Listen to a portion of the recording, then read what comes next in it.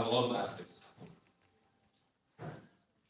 And if you insist on 100% accuracy, this is not natural. No one does that. Yeah, so this would be grammar correction. Yeah. Sure?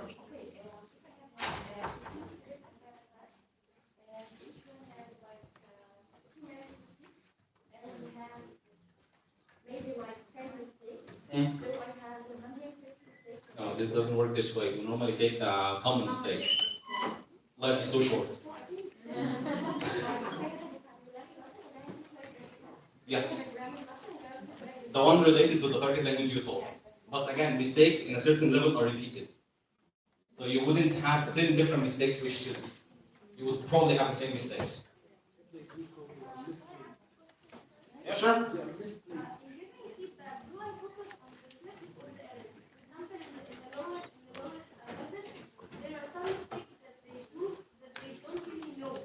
So do you think this is a slip or an error?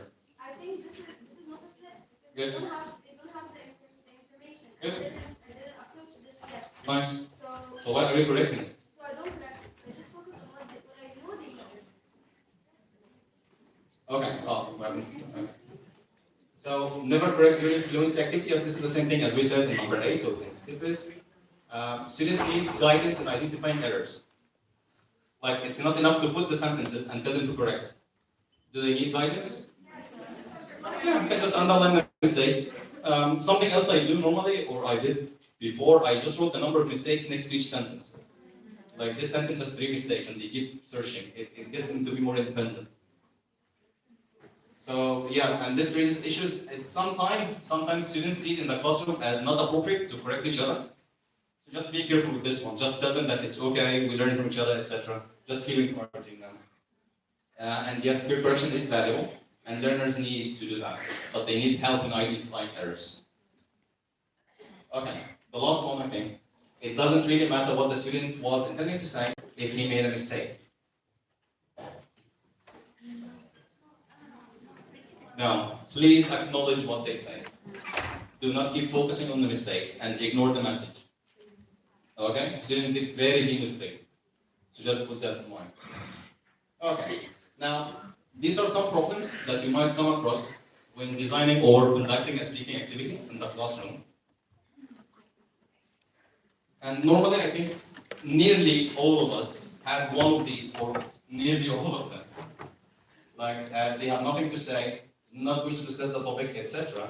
So you need to put that in mind, and you need to come up with a plan before the class, not in the class.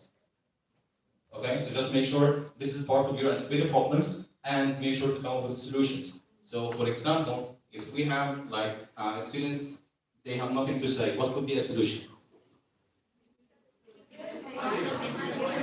Okay.